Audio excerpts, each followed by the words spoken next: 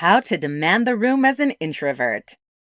According to the experts, 3 out of 4 people get nervous when it comes to standing in front of an audience and speaking.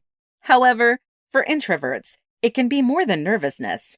It can be sheer terror. This is most likely due to the assumption that introverts don't make good public speakers. That's something that should be left for those who are confident, outgoing, great at small talk, and don't have an issue connecting with others. However, the truth is, there are some ways that you can demand the room as an introvert. In this presentation, I'll show you how. Write it out. One of the traits that introverts have is the ability to come up with the perfect response, but typically it's long after the situation warrants it. We always know what we should have said. It's a gift to be a deep thinker, and a presentation is a great way to use that power. Perhaps you believe that public speakers are a special breed. They can just step on stage and start speaking. However, the truth is that nearly all speakers have at least an outline for their presentation. If you've got something to say, write it out. Then read it and make edits. Refine it until it's perfect. It's rare that you'll be able to say exactly what you want at the right time. Practice in small settings. Instead of jumping right into doing presentations in front of a live audience, try doing live or recorded videos on social media. You may want to start with recordings and uploading them so people can watch and comment. Then, once you build an audience and start feeling more comfortable, try doing some live videos. This will enable your audience to provide you with instant feedback. Then, you can work your way up to hosting a webinar presentation, podcast, or other small internet forum. Once you start feeling more comfortable there, reach out to some local civic clubs or organizations in your area who would benefit from your expertise and offer to speak at their meetings or events. You'll find that with some effort, you'll be able to demand attention in any room. Be your authentic self. Once you do start speaking, your focus should be on delivering the message and impacting your audience. Anything else, including trying to be someone or something you're not, is a distraction. Chances are, when you start presenting, people are going to show up for the information you're providing. Those who stick around and come back again are the ones that have formed a connection with you. Your mission should be stronger than your fears. While you may believe that the audience is there to hear you speak or judge you for your flaws, this is typically not the case. They are there to learn something. They want to be inspired to take action. If this is your goal as well, then it's probably because you're presenting something that you believe is important. Conclusion. As an introvert, being asked to do a presentation can be a scary thought. However, it really doesn't have to be. There are things you can do as an introvert to demand a room and provide people with the information you want them to have. In closing, keep this in mind so that you can give presentations as an introvert. Additionally, stop your insecurities and redirect that energy into passion. That is, be excited about the information you're providing and the people who are being impacted by what you're saying. Overcoming imposter syndrome. Have you ever felt like no matter what you've done or how successful you are, you don't really deserve your accomplishments? This feeling is known as imposter syndrome and leaves us feeling like we have not earned the successes we've achieved or our thoughts don't deserve attention. This can keep people from sharing their ideas, applying for college, or even pursuing certain careers. In this presentation, we'll explain 10 steps to overcoming imposter syndrome. Don't be ashamed to speak up. Unfortunately, many people are ashamed and don't want to talk about how they feel like a fraud. When you know there's a name for your feelings and you're not alone, it can make you feel so much better. Separate facts and feelings. There are times that you're going to feel dumb. Everyone does. However, just because you feel this way doesn't mean that you are. Understand your self-doubt. When you feel like you belong, you're more likely to be confident. However, if you feel like you don't belong in the situation you found yourself in, perhaps you're older or younger, you're the only woman or the only man in the room, you're a different color than the rest of the room, or maybe you have a disability, it's only natural.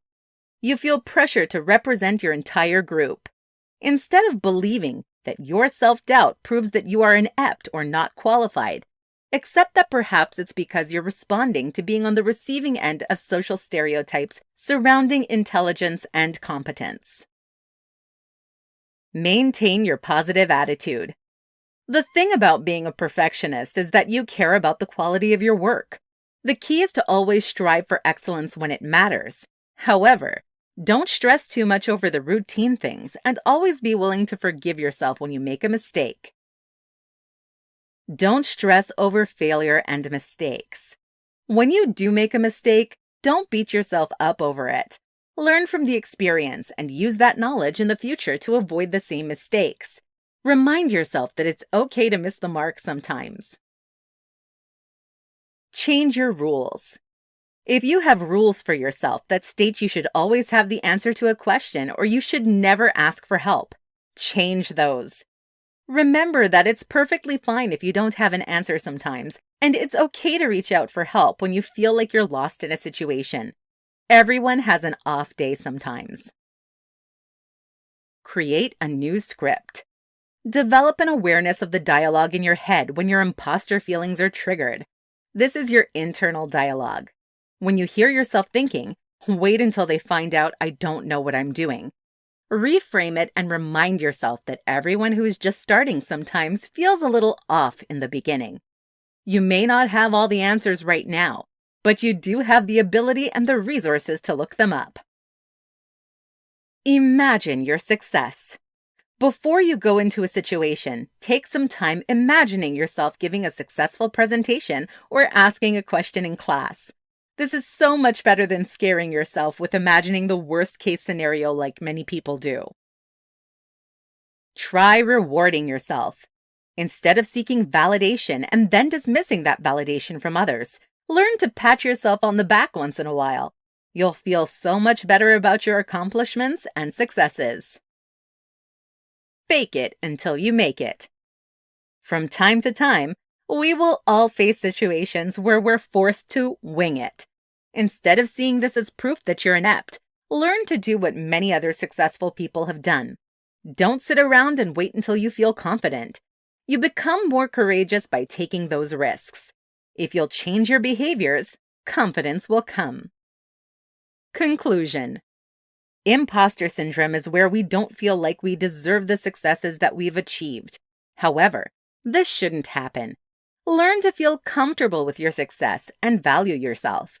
These 10 tips will help you learn to overcome imposter syndrome.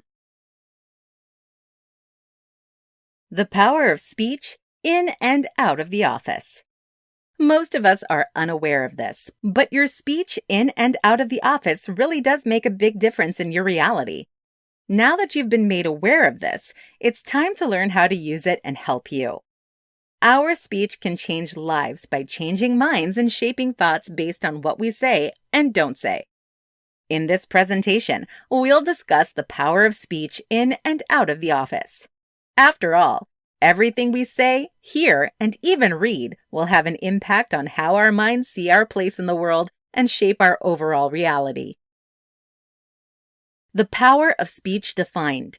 Speech is important because of the message it brings and how that message is sent. The impact and power of speech is puzzling in how it influences our behavior. The power of speech is so strong that it can have an influence on the way we think about things. When used wisely, speech can interpret the nature of our relationships, summon deep feelings in others, and even motivate people to take action about a particular situation they have found themselves in. Speech is quite powerful and can be either positive or negative. The fact that speech can have an impact on the way people think is what makes learning new vocabulary critical. When we broaden our speech, we broaden our ability to think as well. We can observe this in children whose thoughts develop right along with their speech development. Even adults can benefit from bringing new words into their vocabulary to discover new ideas and ways of thinking. Using the power of speech to turn words into shapes. Psychologists have discovered that our subconscious mind will interpret what we hear quite literally. Therefore, this indicates that the words that we speak create our reality, whether good or bad. Unfortunately, we typically create negative realities for ourselves because we unconsciously undermine our own success. We use negative language to exaggerate our problems, challenge our opinions, and destroy any confidence that we may have had. Your thoughts have a direct influence on how you feel and act. Therefore, if you think you're a failure, then you'll feel like one. When you feel like a failure, you'll end up acting like a failure. This will, in turn, strengthen your belief that you are a failure. On the other hand, if you create a more positive outlook, you can have a much better outcome. This does not mean that positive thoughts are magic, but positive thoughts result in behavior that is productive. This will, in turn, increase your chances of being successful. To increase your self-confidence, you need to make changes to the way you speak to yourself and others. Use positive language. Ditch the labels. Take action. Don't apologize for your opinion. Yours doesn't have to be the same as others. Add some diversity to your language.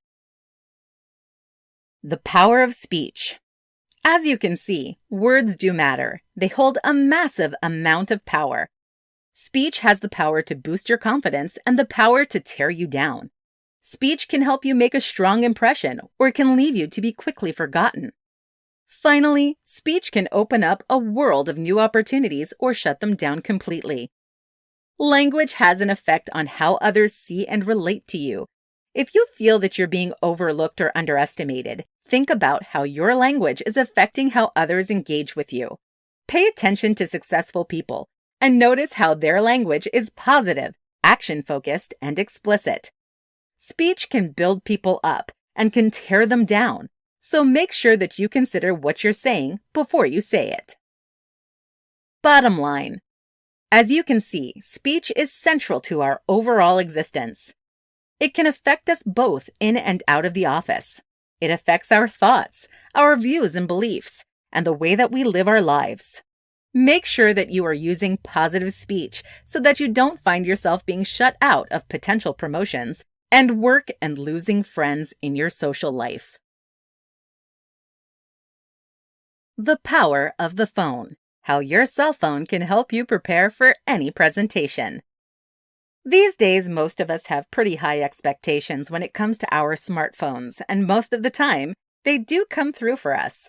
In the past, a presentation would have required much heavier equipment, but today, at the very minimum, we can use our smartphone to enhance our presentations.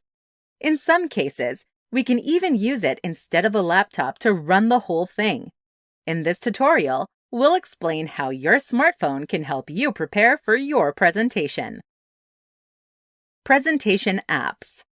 If you've created the presentation on your computer, the first thing is to get the presentation file on your phone and open it. Depending on the operating system of your mobile phone, you can transfer the file via Bluetooth, email, or save it to the cloud so you can download it to your phone. If you have an Android, you may be able to transfer the file via SD card. If your computer has an SD card reader. Getting it to the big display. Once it's on your phone, the challenge then becomes getting it from there to the monitor or projector. Many of the higher-end phones have an HDMI out port that allows you to connect the device to the monitor or projector with an HDMI cord. Many are only compatible with certain file types. Remote control. Even if you're running the presentation from your laptop, you can use your phone as a remote, allowing you to roam around the stage or room instead of being chained to your laptop. Connect the phone to your PC via Bluetooth or Wi-Fi, and then you can control the computer with the phone. Finishing on time. Many times when you're giving a presentation, you're provided with a specific time slot to do so. Therefore, you can use your phone as a timer device to make sure you stay on track and finish within your allotted time. There are apps that you can download, or you can simply use the timer function that's built into the clock app on your phone. Speaker notes to keep you on track. The presenter view feature on some presentation software is great because you can put your speaker notes on the screen while projecting the slide to the monitor or projector. This is a problem, though, when you have to be at a podium where the microphone is and your computer is across the stage or even across the room connected to the display source.